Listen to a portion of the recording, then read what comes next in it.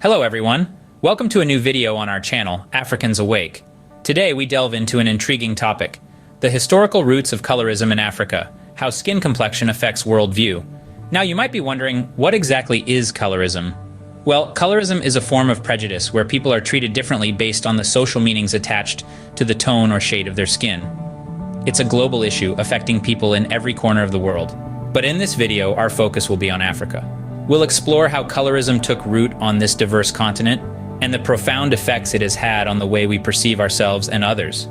We'll also discuss how colorism can influence one's worldview and the unique challenges it presents, particularly for women. So, smash the like button, subscribe, and stick around as we uncover the historical roots of colorism in Africa. Colorism in Africa has deep roots. It didn't just appear, it evolved over time. Its origins can be traced back to the colonial and imperial eras, a time when the continent was ruled by foreign powers. This was a period of profound cultural, social, and political change, and it left a lasting imprint on African societies. One of the most significant legacies of this era is the social hierarchy that was created through what was known as race mixing during slavery. This process led to a division within African societies, a division that was based not just on race, but also on the shade of one's skin. On one hand, there were the house Negroes, individuals who were often of mixed race and had lighter skin. On the other hand, there were the field slaves, who were typically of pure African descent and had darker skin. This division was not just a matter of circumstance. It was part of a deliberate strategy by the colonial powers to maintain control.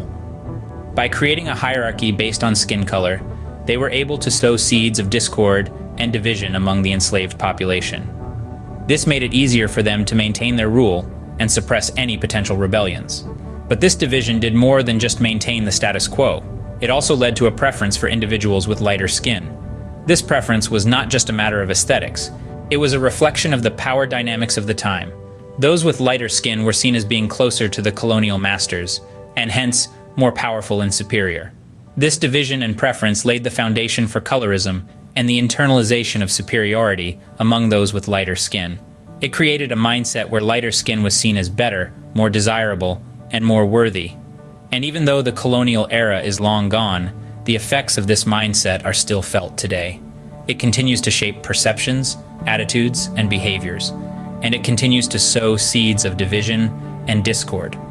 It is a legacy that Africa is still grappling with, and one that we must strive to overcome. The effects of colorism are far-reaching, influencing not only our personal lives, but also our worldview.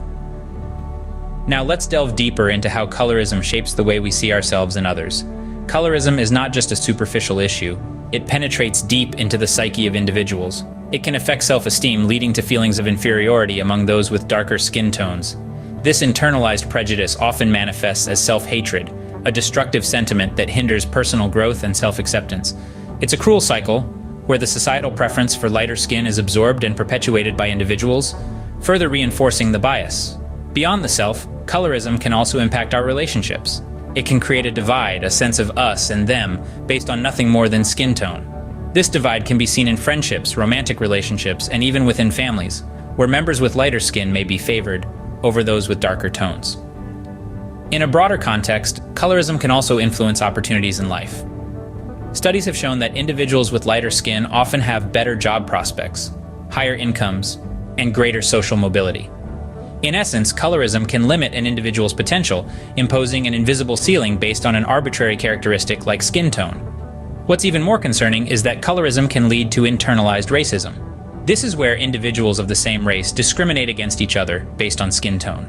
It's a tragic consequence of colorism, where the oppressed become the oppressors, perpetuating a cycle of discrimination and prejudice. Colorism, therefore, shapes how we see ourselves and how we interact with the world around us. It's a pervasive issue that affects every aspect of our lives, from our self-perception and relationships to our opportunities and worldview. By understanding the effects of colorism, we can start to challenge and dismantle this harmful bias, promoting a more inclusive and equitable society. While colorism affects everyone, its impact on women is particularly noteworthy. Women across the globe, particularly those of African descent, bear a disproportionate brunt of colorism's harsh realities. This discrimination, based on the tone or shade of one's skin, creates a beauty standard that presses women into a mold, favoring those with lighter skin. This skewed standard of beauty is not just a superficial concern. It's a damaging force that seeps into the very psyche of those affected. It feeds into a cycle of self-deprecation, as darker-skinned women may find themselves questioning their worth and beauty. From a young age, girls are taught that lighter is better, creating a deep-seated bias that can lead to mental health issues such as depression, anxiety, and low self-esteem. But the impact of colorism on women extends beyond the psychological. It subtly permeates various aspects of life, contributing to limited opportunities for darker-skinned women. It's a silent barrier in fields such as entertainment, employment, and even marriage, where lighter-skinned women are often preferred. This is not just an assumption, but a reality reflected in numerous studies which reveal a bias against darker-skinned women in various spheres of life. However, it's crucial to note that this is not a problem rooted in the women themselves, but in a society that has internalized and perpetuated these harmful biases. It's a societal issue that demands our attention and action. The burden of colorism on women is a clear manifestation of its harmful effects. It's a stark reminder of the work that still needs to be done in dismantling these deeply ingrained biases and creating a world where every woman, regardless of her skin tone, is celebrated and valued. You might wonder, why does this issue matter? Why should we care about colorism? Well, let's delve into the crux of the matter. Colorism is not just about individual prejudices.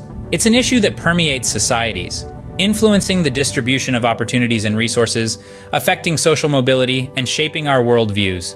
When we allow skin tone to determine the value and worth of an individual, we create a world that's inherently unequal and unjust. Think about it. Our world is dazzlingly diverse, filled with a spectrum of skin tones and unique features.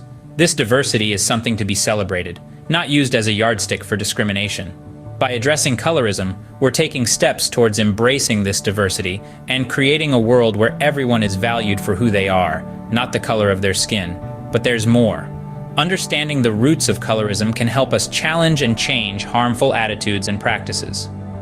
By recognizing the historical factors that bred colorism, we can start to deconstruct the false hierarchies and harmful stereotypes that it perpetuates. We can begin to question why lighter skin is often associated with beauty, success, and privilege, and why darker skin is often linked to negative assumptions and biases. This isn't an easy task. It requires us to confront uncomfortable truths, to question deeply ingrained beliefs, and to challenge the status quo. But it's a task that's worth undertaking. Because when we address colorism, we're not just promoting unity and equal opportunities, we're also fostering a society that's more accepting, more inclusive, and more equitable. So why does this issue matter? It matters because colorism is more than just a personal bias. It's a societal issue that affects us all, whether directly or indirectly. It's an issue that shapes our perceptions, influences our interactions, and impacts our societies. And it's an issue that we can and should address for the sake of a fairer and more inclusive world. In understanding and addressing colorism, we can create a more equitable and inclusive society. We've taken a journey through the history and impact of colorism in Africa. It's a complex issue, but one we can't afford to ignore. We've peered into the origins of colorism, tracing it back to colonial legacies and the social hierarchies created during slavery. We've explored the profound effects of this issue on our worldview, how it shapes perceptions, and the particular impact it has on women. This issue matters because it's a barrier to unity and equal opportunities. To truly progress, we need to address and challenge these deep-seated biases. Now it's your turn. Keep this conversation alive. Discuss it, question it, challenge it. Remember, change begins with awareness. Let's strive for a society where colorism no longer dictates our opportunities and self-worth. Thank you for joining us today on Africans Awake. For more enlightening content like this, please remember to subscribe to the channel. Together, we can awaken the African consciousness. Until next time, stay awake.